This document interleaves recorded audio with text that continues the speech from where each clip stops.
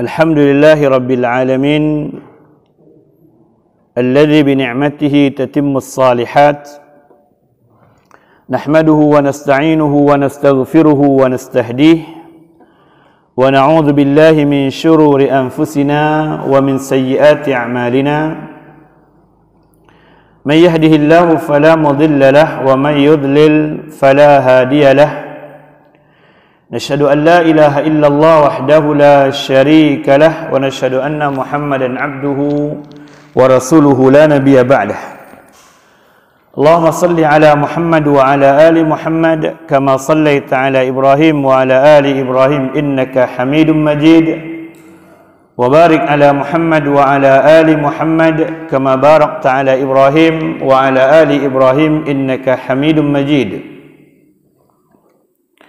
اللهم إنا نسألك علما نافعا ورزقا طيبا وعملا متقبلا اللهم إنا نعوذ بك من علم لا ينفع ومن قلب لا يخشع ومن نفس لا تشبع ومن دعوة لا يستجاب لها اللهم علمنا بما ينفعنا وانفعنا بما علمتنا اللهم إنا نسألك الهدى والتقى والعفاف والغنى رب اشرح لي صدري ويسر لي أمري واحلل عقدة من لساني يفقهوا قولي سبحانك لا علم لنا إلا ما علمتنا إنك أنت العليم الحكيم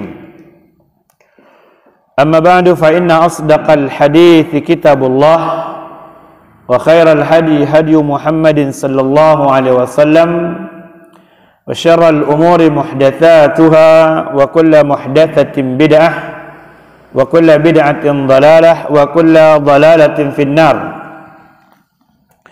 أحبتي في الله jemaah yang saya cintai karena Allah Subhanahu wa taala, memuja dan memuji Allah Subhanahu wa taala atas nikmat yang besar yang Allah Subhanahu wa taala berikan kepada kita, terutama nikmat al-afiyah dan sehat, dan dia adalah nikmat yang besar yang sering kita lalaikan, sehingga Rasulullah sallallahu alaihi wasallam bersabda, nikmatani maghbubatan indan nas, ada dua nikmat yang selalu dilalaikan, selalu tidak dimaksimalkan oleh manusia secara umum, yaitu adalah nikmatul faragh wa nikmatus sihah, nikmat waktu luang, waktu longgar, atau rezeki luang, rezeki longgar, dan nikmat al-afiyah, kesehatan. Kita sadar bahwasanya ketika Allah Subhanahu wa taala berikan kepada kita sehat, bukan karena imun kita yang kuat, tetapi memang karena Allah Subhanahu wa taala tidak memberikan kadar itu kepada kita. Banyak orang yang olahraganya lebih hebat dibanding kita, badannya lebih hebat dibanding kita, tetapi bahkan terhadap musibah yang terakhir, pandemi ini pun kena. Ini menunjukkan bahwasanya Allah yang menentukan siapa yang diberikan ujian dengan sakit dan siapa yang tidak diberikan. Maka ketika kita tidak diuji dengan yang berat itu, bersyukurlah kepada Allah Subhanahu wa taala, dan waliyadzubillah, andaikan diuji saudara-saudara kita, hendaklah bersabar. Karena dua itulah nikmat menjadi seorang mukmin. Bagaimana mengelola syukur dan sabar dalam perjalanan menuju akhirat kita. Berselawat kita kepada Rasulullah sallallahu alaihi wasallam, dan sering kita ingatkan, andaikan kajian subuh ini hanya untuk berselawat kepada Rasulullah sallallahu alaihi wasallam, maka dia sudah nikmat yang besar. Karena salah satunya kalimat doa kepada manusia yang langsung diijabah dan bermuamalah dengan dialog dengan Allah Subhanahu wa taala adalah ketika seorang berinteraksi dengan kekasihnya Rasulullah sallallahu alaihi wasallam. Rasulullah SAW mengkhabarkan, man shalla alayya salatan sallallahu alaihi biha asyarah.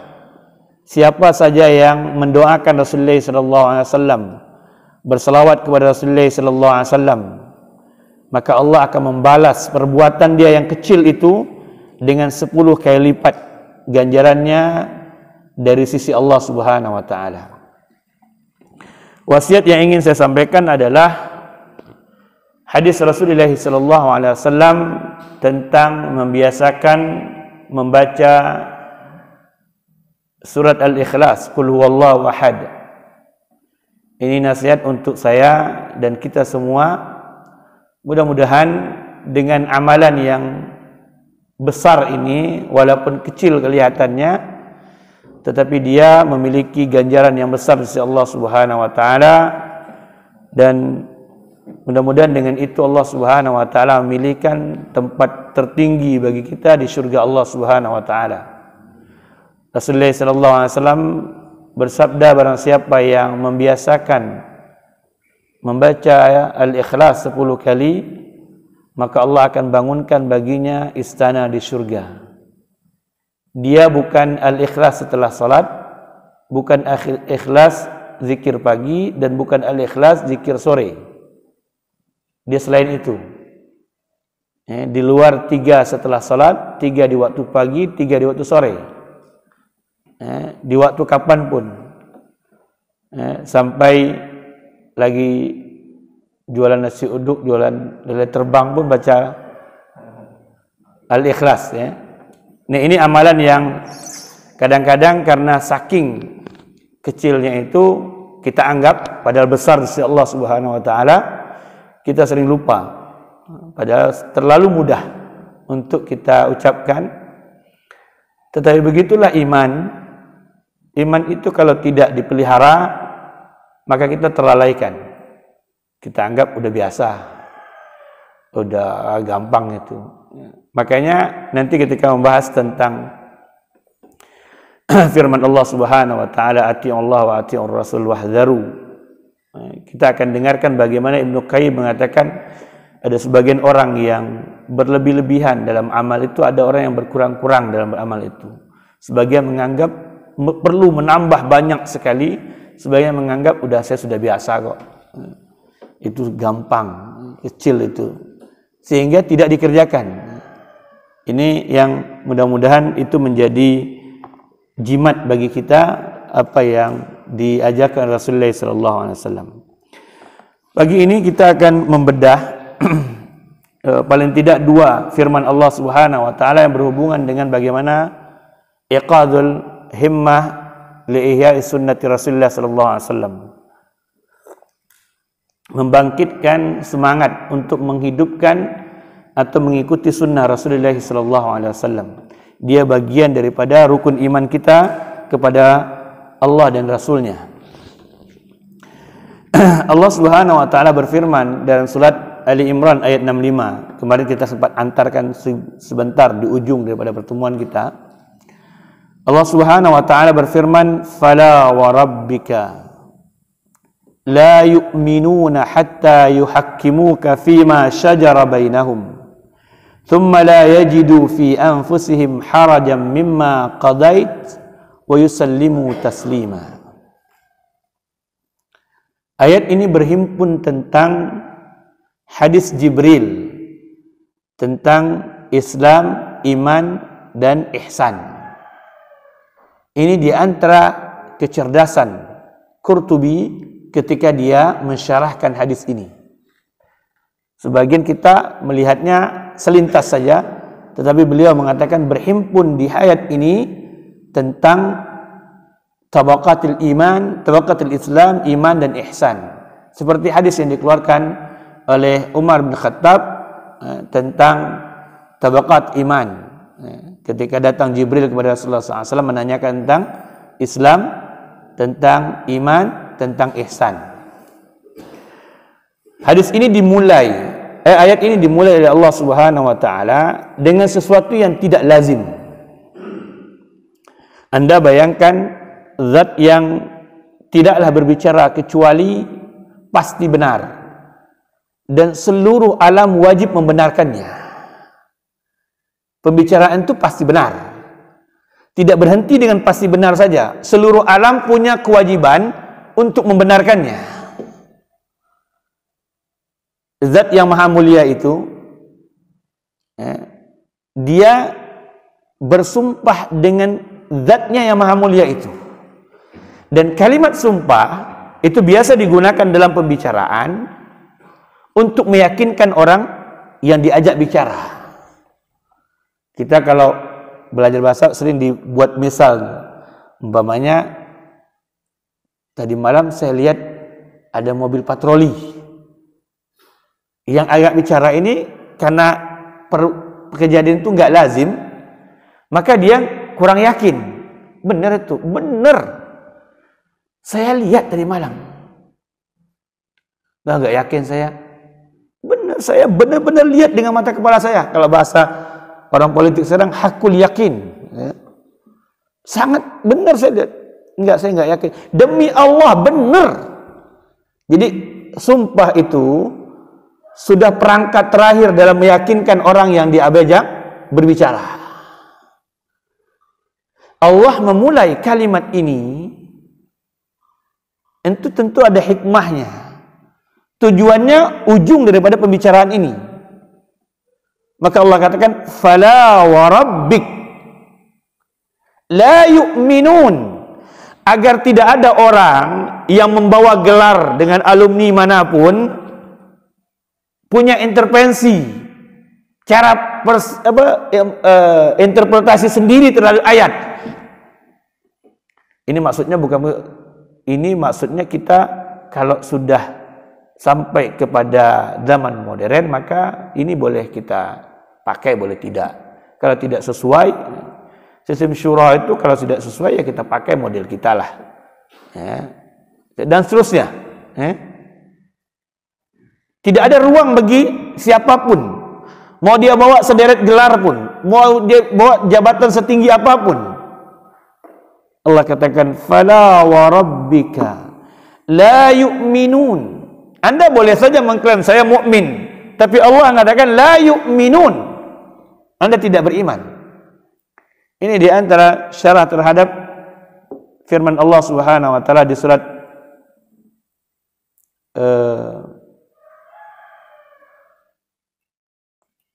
Qalatil a'rabu amanna. Surat apa itu? Inna khalaqnakum min dzakari wa untha wa ja'alnakum syu'uba wa qabail. Surah apa? Lupa lagi tadi. Al-Hujurat ya.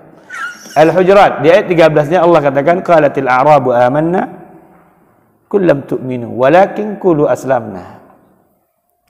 Yang mengatur level itu bukan kita, sehingga tidak ada orang yang mengklaim ini kan pendapat Anda.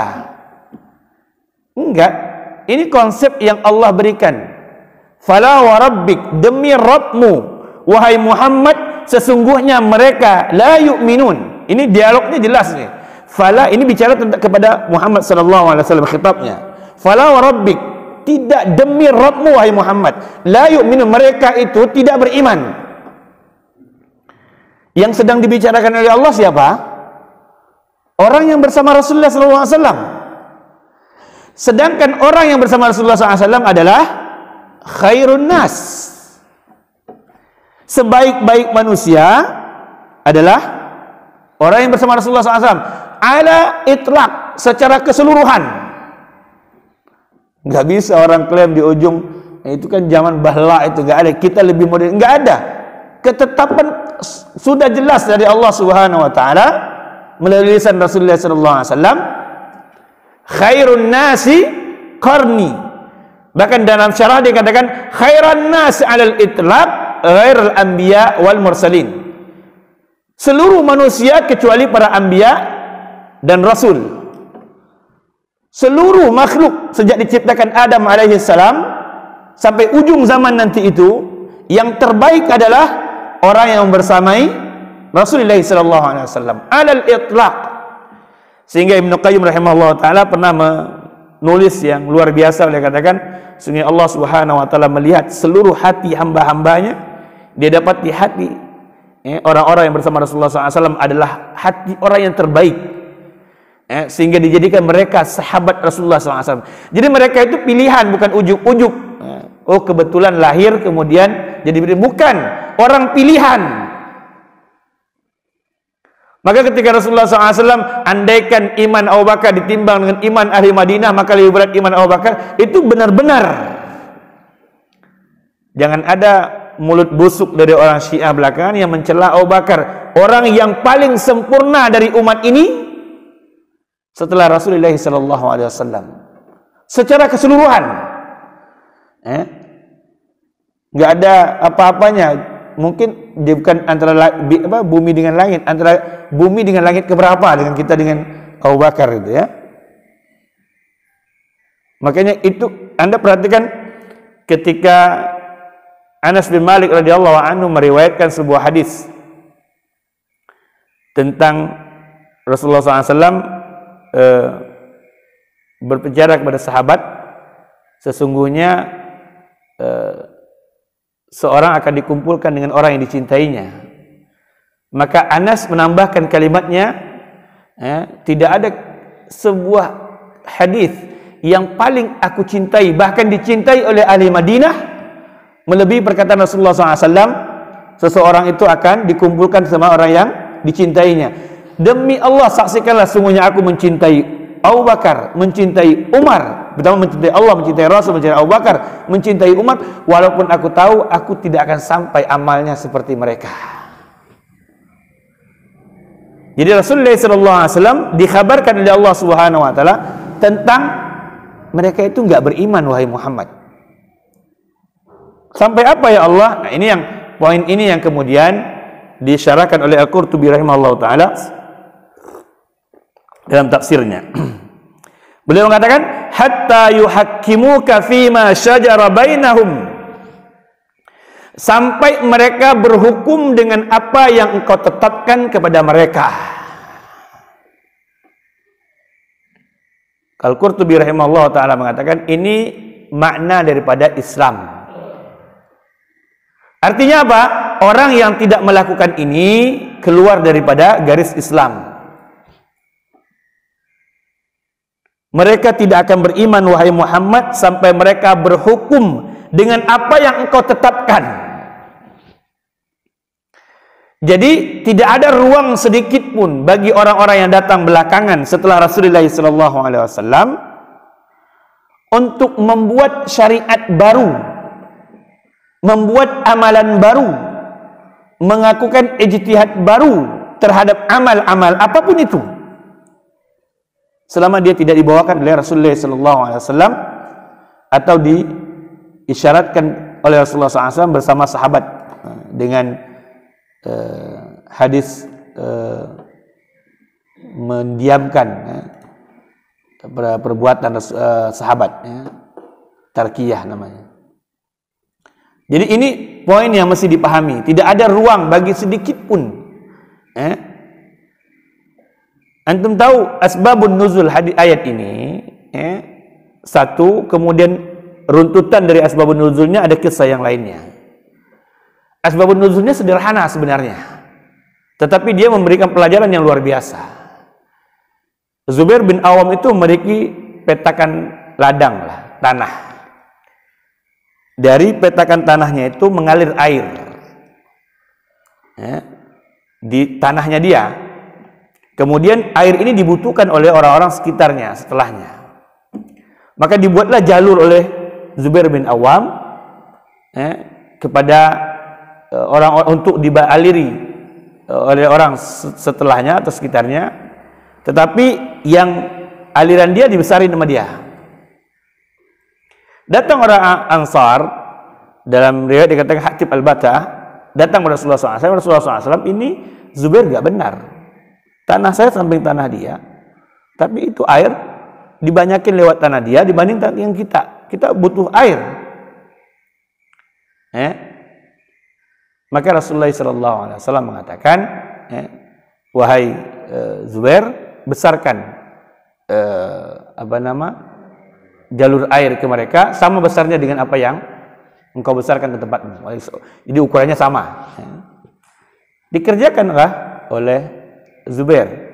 Ini yang mengkomplain ini tidak puas. Ya Rasulullah, kami banyak butuhnya ini. Dia sendirian. Apakah engkau putuskan itu karena dia adalah anak bibimu?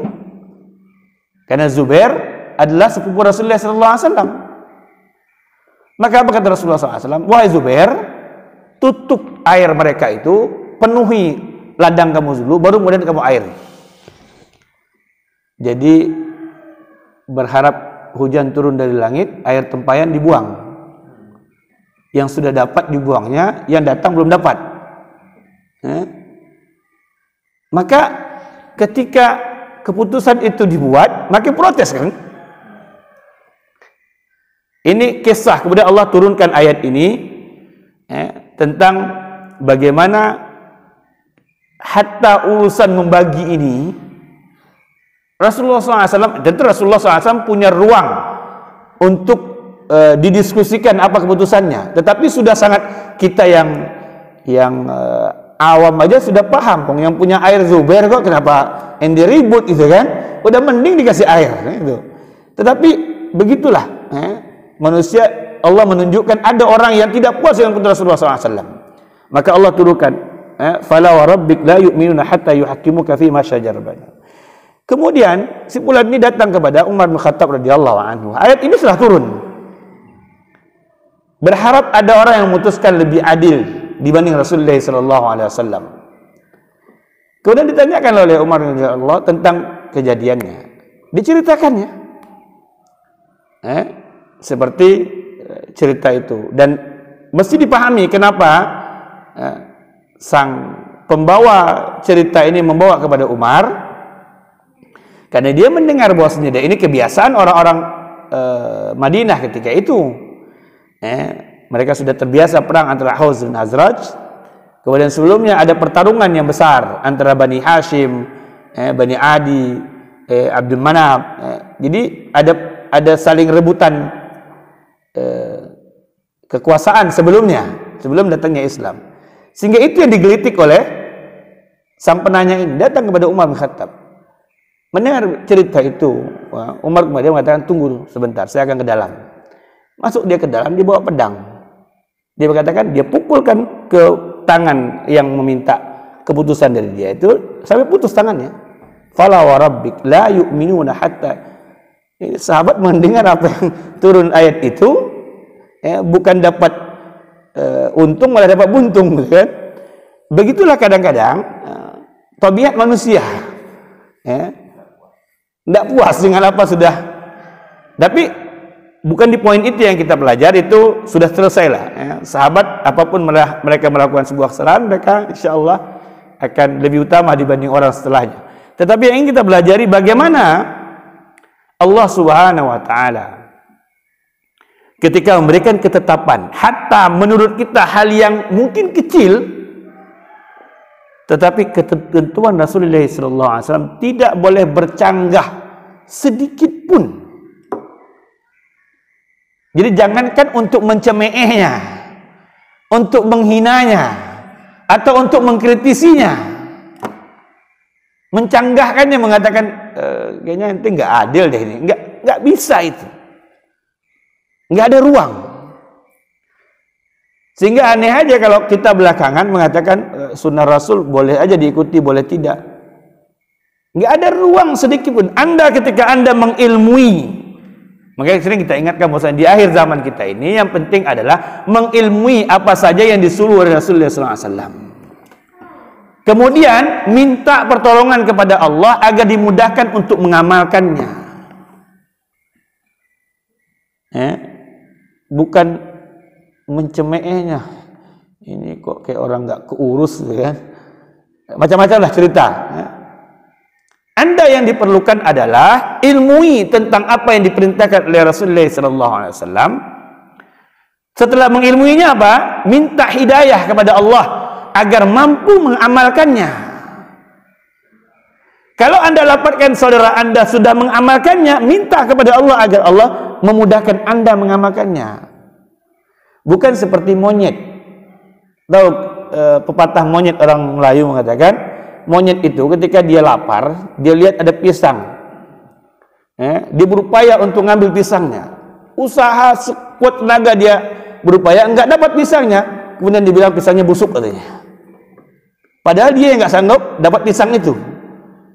Jadi karena kita tidak sanggup untuk mengamalkan sunnah Rasulullah SAW, kemudian kita celah orang yang mengamalkannya. Ini yang mesti dipahami, rujukan kita kepada perkataan Al-Qurtubi rahimahullah ta'ala. Jadi beliau mengatakan bahwasanya kalimat ini, kalam Allah yang mulia ini, hatta yuhakkimuka fima syajara bainahum, ini menunjukkan Islamnya kita. Kalau kita terima itu, baik terpaksa maupun dengan legowo, maka kita sebagai muslim. Jadi apa kebutuhan Rasulullah SAW terhadap ini? Terhadap membagi warisan seperti apa sih? Terhadap masalah umpamanya tabanni, orang mengambil anak. Sudah sering saya bahkan di dalam keluarga itu sering ingatkan. Ada orang yang dia nggak punya anak, ambil anak dari orang. Kemudian supaya anak ini mudah nanti sekolah segala macam diurus, kemudian aktenya dijadi nama dia. Itu sering kejadian kan? Dia katakan haram, haram mengganti keturunan itu. Ya nanti biar mudah, nggak ada urusannya dengan mudah sekolah. Orang tuanya ada. Nanti dia tahu, ya harus tahu. Dia harus tahu orang tuanya, bukan disembunyiin tidak tahu. Dia mesti diperhatikan kalau orang yang mau, karena tidak punya anak itu ujian juga dari Allah Subhanahu Wa Taala. Punya anak juga ujian, enggak punya anak juga ujian. Jadi ketika kita ngambil anak itu perhatikan hukum syariat, kan kelihatannya sepele kan cuma administrasi saja, tidak, haram hukumnya. Kalau untuk hal yang Anda anggap sepele, padahal nasab itu urusannya sangat berat di sisi Allah Subhanahu Wa Taala, itu saja Anda tidak sanggup mengikutinya, apalagi hal yang lain. Jangankan dengan pakaian, jangankan dengan ketaatan yang lainnya. Jadi mesti kita pahami betul, menerima syariat ini baik dengan lapang dada maupun dengan tidak suka. Selama dia menerima, dia masuk wilayah muslim. Kalau dia ingkar, walaupun dia amalkan, saya nggak setuju itu jilbab itu, untuk aurat itu nggak setuju. Tapi saya pakai jilbab. Apalagi skripsinya tentang jilbab, tapi nggak pakai jilbab, itu lain lagi ceritanya udah. Hatta umpamanya dia memakai, menutup aurat, bercadar apapun lah tuh.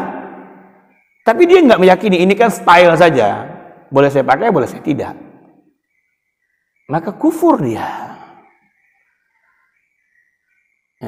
Jadi poinnya bukan di amalnya dulu, di menerimanya. Anda terima itu, kalau umpamanya kita meyakini salat itu 5 waktu wajib hukumnya. Kemudian karena malasnya kita tidak melakukannya. Ini ulama masih khilaf nih tentang apakah dia kafir atau tidak kafir. Jumhur mengatakan dia tidak kafir. Tetapi kalau Anda kerjakan salat 5 waktu, tapi Anda ini saya kalau pengen aja, kalau enggak apa-apa, saya boleh tinggalkan. Walaupun Anda kerjakan itu, kafir Anda. Begitu cara beriman itu. Jadi walaupun dengan legowo menerimanya atau terpaksa selama menerimanya, maka dia beriman muslim kepada Allah Subhanahu wa taala. Kemudian thumma la yajidu fi anfusihim harajan mimma qadait.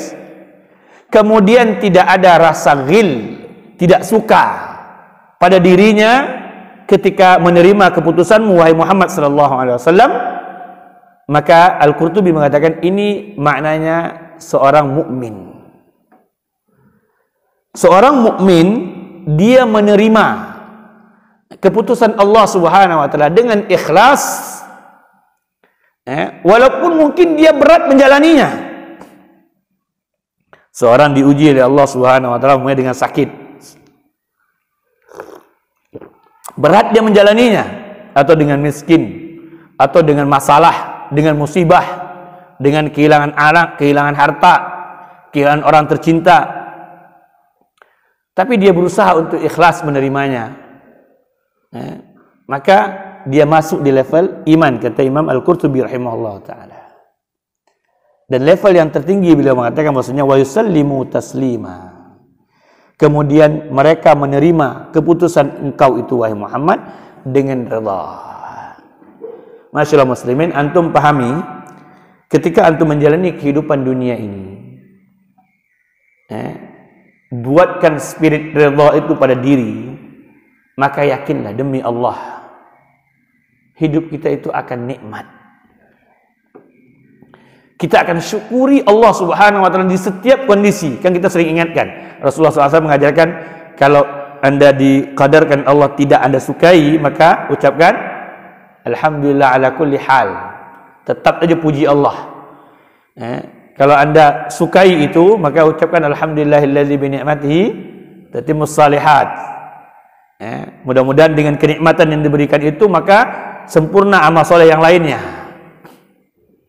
Jadi tetap puji. Bahkan di An-Nisa Allah ingatkan setiap musibah yang datang kepada kalian itu bukan dari Allah, padahal kita tahu dia datang, Allah yang mendatangkannya, tapi itu karena sebab diri kalian. Saking tidak boleh menisbahkan buruk kepada Allah, dan jangan pernah bersu'udzan kepada Allah.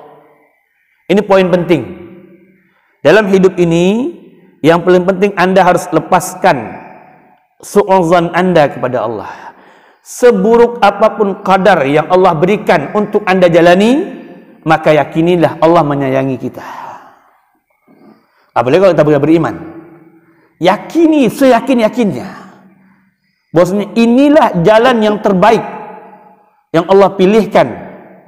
Sering kita dengarkan nasihat para asatidzah, al khairu ma khairahu Allahu lana. Yang terbaik itu apa yang Allah pilihkan bagi kita. Yakini, karena yakin itu bukan kalau begitu nanti akan diganti. Kadang-kadang kita itu kan terlalu materialistis berpikirnya, gitu kan. Terus kalau saya sudah redha, gimana? Nanti akan diberi. Bukan itu tujuannya. Tujuannya agar Anda menikmati hidup itu. Hidup itu untuk dinikmati. Bukan sudahlah sulit kadarnya, kecam lagi. Memikul beratnya kadar saja sudah berat, ditambah lagi hati yang kesat dalam menerimanya lebih berat lagi. Udah hancur rumah tangga itu. Pulang ke rumah hancur udah bisingnya ribut lah. Anak ngerengek dikit aja udah kemana-mana kita, gitu kan. Padahal urusan Anda itu, anak nggak bisa ngomong aja, kalau dia bisa ngomong, gitu kan, itu kan udah kadar Allah ya, gitu kan. Terima udah. Cuma kita kan nggak bisa, apalagi kalau dia ngomong begitu, udah terbang anak ke atap, udah lempar, kan. Kita susah menerimanya. Padahal kalau kita menerimanya itu nikmat. Berusaha kita, nggak berhasil, Masya Allah, itu nikmat. Sakit iya, memang Allah suruh menikmati sakit itu. Jangan pernah berpikir setiap rencana yang kita buat, kemudian Allah muluskan rencana itu, kemudian kita katakan Allah Rabbi akraman, Allah muliakan saya nih karena saya kan begini, macam-macam, kan. Tapi kalau sedikit ditariknya, Allah ini lagi ngazab saya, nguji saya. Dua-duanya ujian. Cuma satunya Anda tidak sadar diuji, yang keduanya alhamdulillah Anda sadar diuji. Jadi ini poin yang mesti kita pahami, agar ini kan Allah mengajarkan kepada kita bagaimana cara mentaati Rasulullah SAW dengan benar, atau cara menerima syariat ini dengan benar. Wahai Muhammad, mereka itu tidak beriman sampai mereka menerima seluruh yang engkau ajarkan kepada mereka untuk mereka amalkan atau mereka tinggalkan. Jadi benar atau tidak benar apa yang dikatakan oleh Allah dan Rasulnya, bukan apa yang menurut kita kumpulan ramai orang atau jamaah atau jutaan orang deh benar. Rusak agama kita kalau begitu. Kemudian kalau orang tidak benar kemudian dituduh macam-macam sektor gitu kan. Anda perhatikan betul, benar tidak benar itu apa yang bersumber dari Allah dan Rasulnya. Caranya bagaimana? Bukan ujuk-ujuk mengatakan, oh ini Rasulullah. Tidak. Itu yang sering kita salah. Bagi orang yang tidak setuju dengan pemahaman itu, mengatakan bagaimana seorang awam bisa memahami perkataan Allah dan Rasulnya. Atau bagi orang yang mengatakan, oleh kita tidak butuh pendapat ulama, kita Allah katakan begini, kita Rasul katakan ini, kita ikuti begini. Kita katakan tidak. Para ulama itu ratusan ribu jutaan mungkin. Mereka itu mensyarahkan. Makanya itu pentingnya belajar. Bukan ambil mushaf baca terjemahan. Begini kata Allah. Dengarkan apa yang disyarahkan oleh para ulama. Begitu adabnya seorang yang berilmu dan belajar ilmu. Bukan kemudian menterjemahkan makna dari kalam Allah, kalam Rasul, kemudian katakan ini pendapat Allah dan Rasulnya. Bukan, ini pendapat saya terhadap apa yang dikatakan oleh Allah dan Rasulnya. Boleh jadi ternyata pendapat saya itu salah, pemahaman saya salah. Jadi jangan kemudian meremehkan perkataan para ulama, apalagi orang-orang yang memang di kalangan sahabat, tabi'in dan tabi'in, mereka orang yang secara keilmuan, kita bicara tentang din ya. Jadi jangan pikir dulu nggak ada kapal terbang, itu lain ceritanya Anda ya. Ini kita bicara tentang din. Nggak ada apa-apanya kita berbanding mereka. Sampai ada kaidah dalam usul fikih. Antum bayangkan bagaimana para ulama belakangan itu menghormati ulama yang sebelumnya. Ada kaidah dalam usul fikih, idza ikhtalafa kalau dua orang, idza ikhtalafal alimain, kalau dua orang alim berbeda dengan mengeluarkan dua pendapat, maka tidak boleh orang belakangan datang untuk mendatangkan pendapat yang ketiga. Ini bukan membuang pintu ijtihad, bukan. Ini kaidah menghormati orang yang sebelumnya. Saking bahwasanya mereka itu ketika membahas sesuatu hal itu detail. Kalau kita tidak dapatkan, bukan karena mereka tidak bahas, karena kita tidak punya ilmu terhadap bahasan mereka. Antum kalau belajar fikih mereka itu enggak selesai sudah. Antum bayangin, contoh saja. Ketika bicara tentang warisan, seorang yang hamil, itu sudah tuntas itu. Sampai peluang anak ini berapa orang yang lahir, apakah dia punya kelamin satu atau kelamin dua, itu sampai dihitung. Umpamanya seorang hamil nih, kemudian ini harta mau diwarisi, meninggal orang tuanya, harta yang mau diwarisi nih, ini belum lahir lagi nih, ini dicadangkan, nih mau diperlukan untuk bagian segera, dicadangkan ini, cadang semaksimal mungkin. Kebiasaan keturunannya berapa nih? Pernah kembar 3 nggak? Pernah kembar 4 nggak? Pernah macam itu sudah.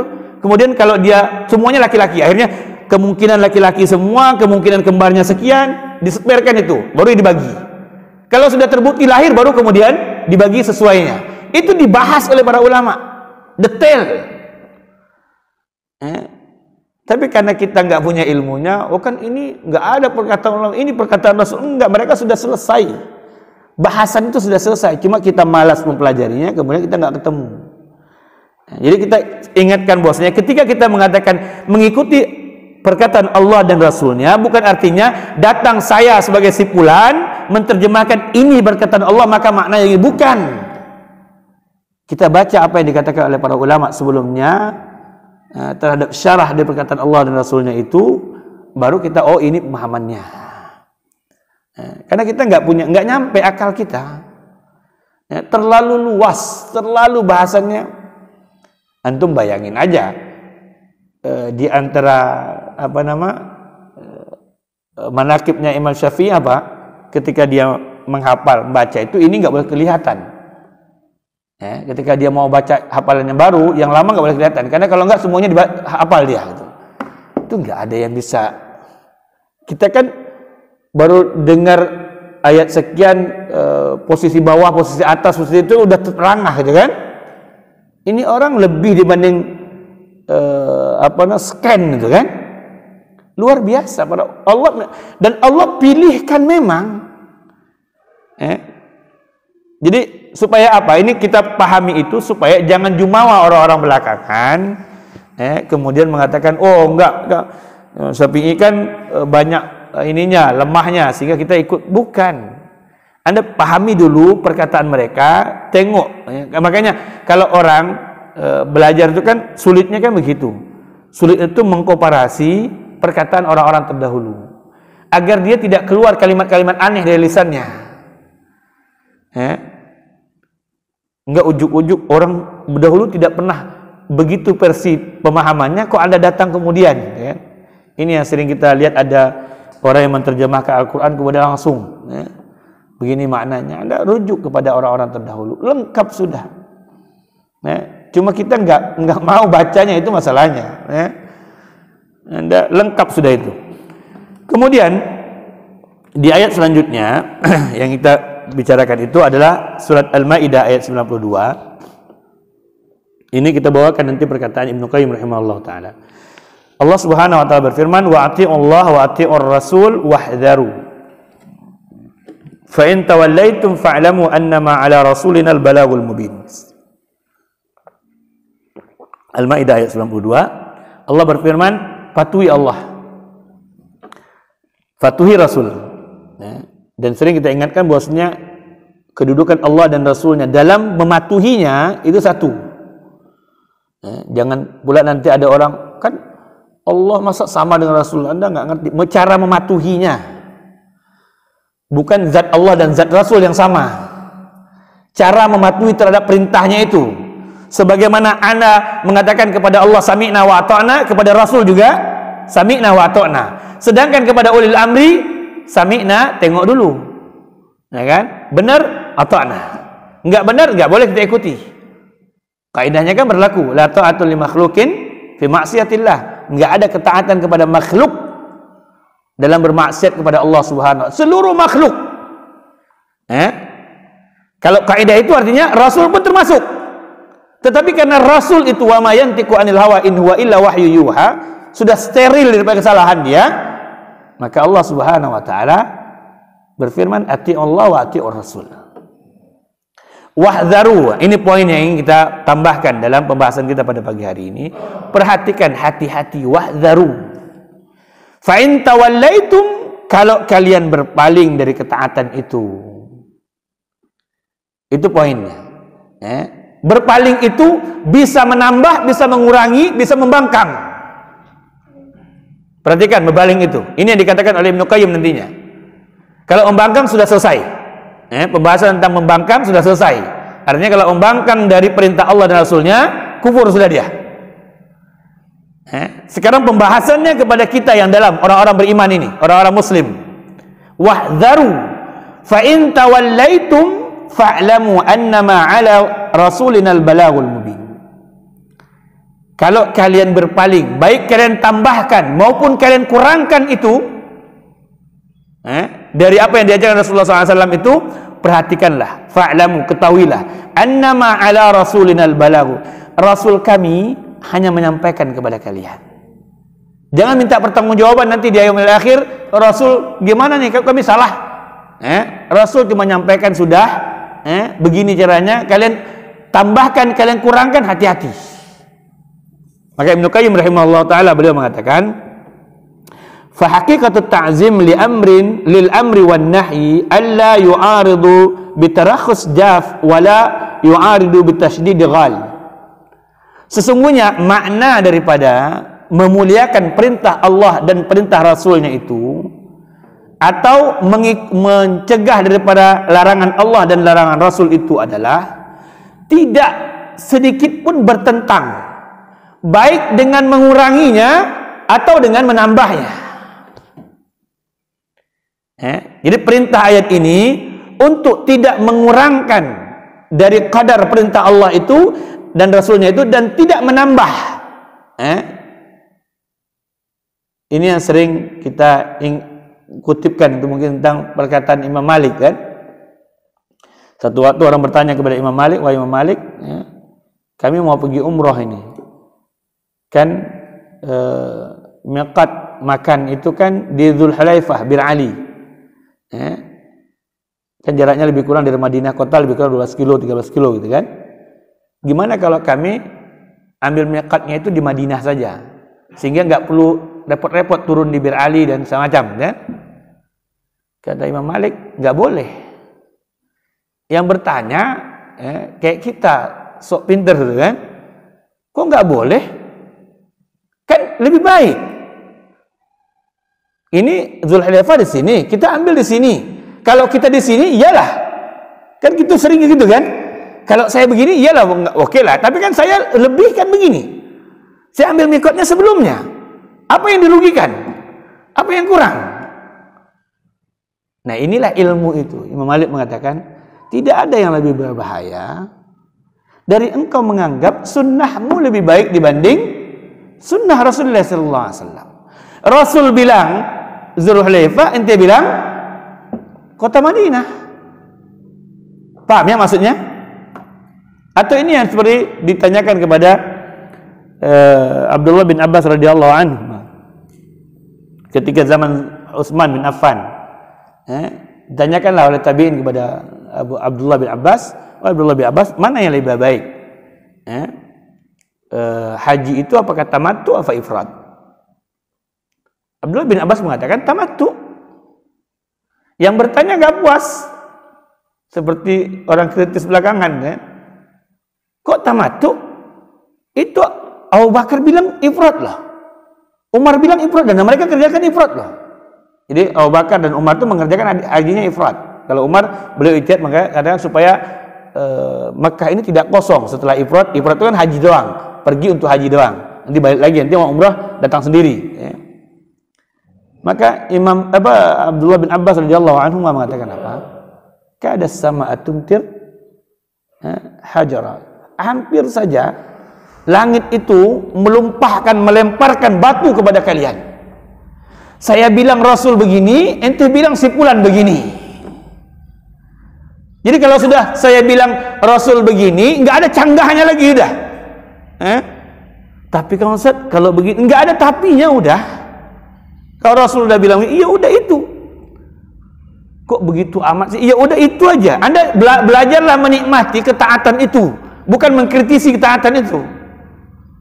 Belajar menikmati. Kadang-kadang karena kita belum terbiasa, kayaknya nggak nyaman gitu kan. Kok begini amat sih jadi? Enggak, coba amalin dulu. Karena Anda belum merasakan bagaimana nikmatnya mengamalkan. Itu poinnya. Maka Ibnu Qayyim mengatakan poinnya itu adalah mentaati itu dalam hal tidak boleh menguranginya, tidak boleh menambahnya. Dan itu yang dimaksud dengan as-siratal mustaqim al-muwassal ila Allahi bisaliki. Itulah jalan yang lurus yang akan mengantarkan seorang yang mengikutinya. Suatu waktu Rasulullah SAW duduk bersama sahabat, kemudian memberikan garis lurus, kemudian memberikan garis samping-samping. Rasulullah SAW mengatakan, sungguhnya inilah garis din Allah yang lurus ini, dan dia akan terjaga sampai akhir zaman. Jangan ada orang belakang kemudian mengatakan, ini kok aliran baru, sekte baru nih, kok bukan baru, andanya yang jahil. Seperti kita dahulu lah, kita kan belum ngerti sholat, ini kok ada yang baru nih, bukan sholatnya yang baru, bukan andanya belum ngerti. Begitu mestinya kita dalam memahami setiap din selama dia bersumber dari kalam Allah Subhanahu wa taala dan kalam Rasul yang sahih. Rasul bilang iya, udah ikuti. Kayaknya berat, iya berat, nggak apa-apa, diikuti aja dulu. Karena tabiatnya tidak ada yang berat dalam hal yang wajib. Mungkin sunnahnya agak sedikit berat. Makanya kemudian letakkannya di level sunnah, bukan di level yang wajib. Kenapa? Kalau wajib tidak ada ruang untuk mentoleransinya, sedangkan sunnah sedikit ada ruang untuk mentoleransi. Walaupun sering kita katakan bahwasanya asal dari setiap perintah adalah mengerjakannya. Kaidah belajar tentang fikih, wajib, sunnah, mubah, haram, makruh itu adalah setiap perintah asalnya dikerjakan. Kalau tidak sanggup mengerjakannya, baru dipahami apakah dia wajib atau sunnah. Kalau dia wajib tidak ada ruang. Mau baring juga solat tetap solat. Mau miring sebelah, mau ujung tinggal hati doang solat tetap solat. Nggak ada ruang sebenarnya. Ini pasien segala macam, tinggal berpikir apakah boleh jamak, apakah boleh dengan tayamum, itu hal yang lain tuh. Tapi wajib salat wajib.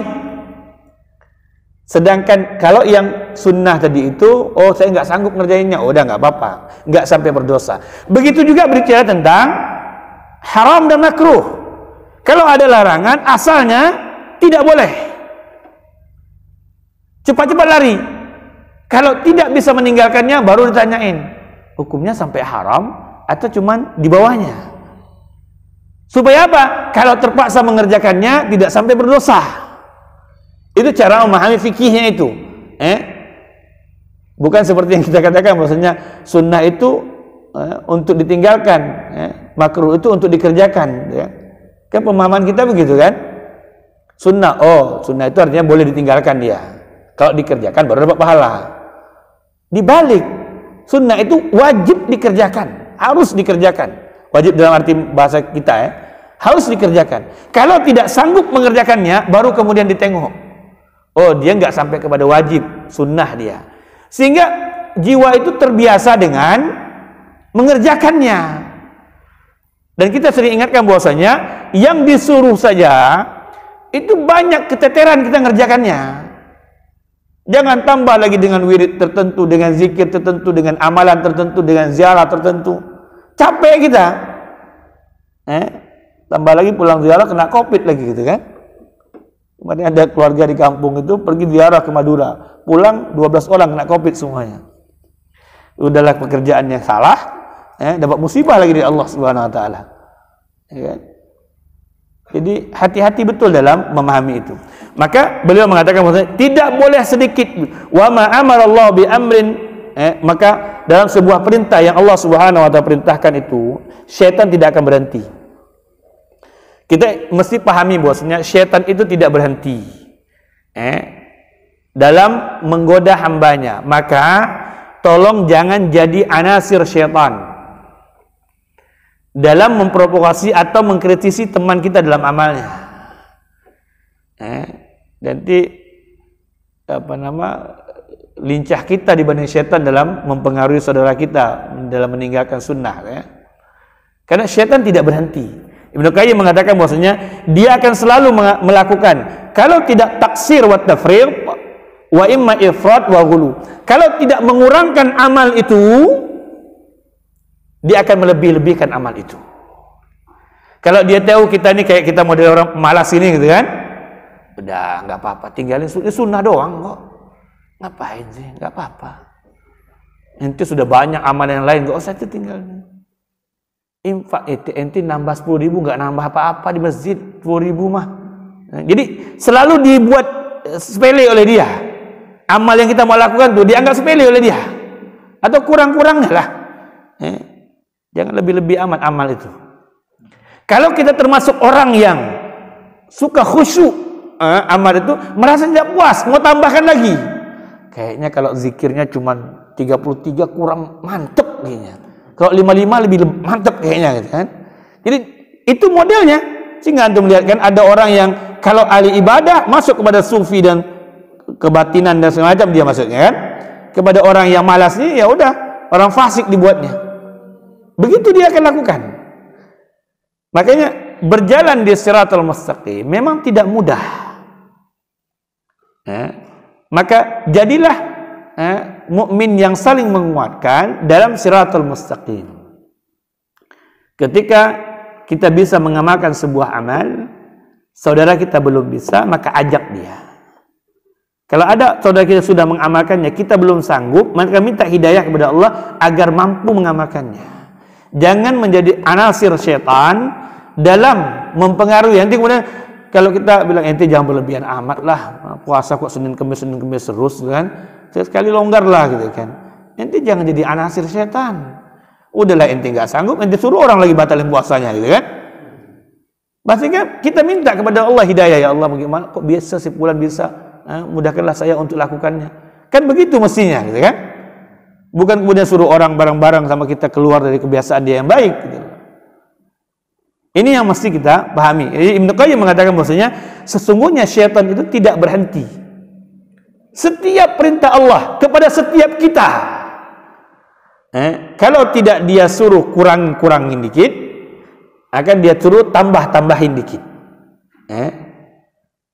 Karena kan biasanya asyik gitu kan, nikmat. Kalau amal nambah itu kan nikmat rasanya mantep gitu loh, ya kan? Zikir itu kalau saya dapat, makanya kan macam-macam, ada 1000, 9000, 9999, kurang satu aja gitu kan, macam-macam lah pokoknya, ya. Seperti selawat, udah sempurna selawat, bikin lagi selawat yang dengan, akhirnya kan terpaksa dangdutan untuk memasyarakatkan selawatnya gitu kan. Padahal selawat yang sudah ada itu, Anda berganjar pahala ketika mengucapkan itu, Anda tambah lagi, ngapalin ini aja susah.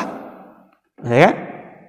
Akhirnya yang rame yang rotib yang ini kan, burdah apa-apa macam-macam lah gitu kan. Apa namanya? Bukan burdah, ya burdah apa nama kalimat tambah-tambah syair gitu loh. Ya. Padahal yang sudah sempurna dan ini berpahala jelas. Yang ini belum tahu nih terima apa enggak ini. Masih ditengok ini kalimatnya apakah takdir apa tidak macam-macam lah gitu kan. Karena dia bukan keluar dari lisan Rasulullah SAW, tapi ini sudah jelas. Ini yang mesti kita pahami dalam ketika memahami syariat Allah Subhanahu wa taala. Jadi Ibnu Qayyim mengatakan hati-hati tentang firman Allah Subhanahu wa taala, atii'u Allah wa atii'ur Rasul wahdharu. Karena fa in tawallaitum fa innama 'ala rasulina al-balaghul mubin. Kalau kalian baik bangkang itu dengan tidak mau mengikutinya, atau kalian merasa tidak puas dengan syariat itu dengan kemudian menambahnya, atau karena kalian merasakan kalimat kesyariatan itu terlalu berlebihan kemudian kalian kurangi dia, ini perhatikan, ini mesti kita pahami tentang bagaimana kita beriman kepada Allah Subhanahu wa taala dan Rasulnya. Kemudian ayat ini ditutup dengan kalimat fa'lamu annama 'ala rasulina al-balaghul mubin. Kalimat al-balaghul mubin ini menunjukkan bahwasanya tidak ada satu amal pun. Yang ini dikuatkan, ayat ini dikuatkan oleh perkataan Rasulullah SAW dalam hadis dikeluarkan oleh Abu Daud. Ma min syai'in yuqarribukum ilal jannah wa yubaidukum anin nar illa faqad bayyantu lakum atau faqad buyyina lakum. Tidak ada satu amal pun yang membuat kalian mendekat kepada Allah, kalian menjauh daripada neraka Allah Subhanahu wa taala, kecuali telah aku jelaskan kepada kalian atau telah dijelaskan kepada kalian. Ini yang makna daripada firman Allah Subhanahu wa taala, fa innama 'ala rasulina al-balaghul mubin. Tugas Rasul kami itu adalah menyampaikan secara sejelas-jelasnya. Artinya tidak sedikit pun kurang dari apa yang disampaikan. Jadi jangan pernah ada belakangan merasa kurang amalnya syaratkan Rasulullah. Jangan pernah itu. Udah lengkap. Apa yang dikatakan Rasulullah SAW udah lengkap. Tugas kita kemudian adalah mempelajari apa saja yang diajarkannya. Itu aja tugas. Kemudian mengamalkannya. Tidak lebih, tidak kurang. Ini yang dikatakan oleh Imam Malik rahimahullah ta'ala. Sesungguhnya tidak akan baik pada generasi kemudian kecuali seperti baiknya orang-orang seperti mereka mengikuti baiknya orang-orang sebelum mereka. Artinya kalau Anda ingin benar dalam beragama itu, maka contohlah orang sebelum Anda. Ini bukan tentang sekte tertentu, mazhab tertentu. Ini adalah manhaj hidup. Bahwasanya kebenaran dalam mengamalkan syariat ini dilakukan oleh orang-orang yang bersama Rasulullah SAW. Orang belakangan tugasnya adalah mempelajari apa saja yang diamalkan oleh mereka untuk kemudian dia mengikutinya. Itu mungkin penjelasan kita pada dua kalam Allah Subhanahu wa taala pada pagi hari ini, ayat surah An-Nisa ayat 65 dan surat Al-Maidah ayat 92. Mudah-mudahan ada manfaat dari apa yang saya sampaikan bagi saya dan kita semua. Semua yang benar saya sampaikan dari Allah dan Rasulnya, dan yang salah dari diri saya dan dari syaitan. Ada yang mau tanyakan silakan.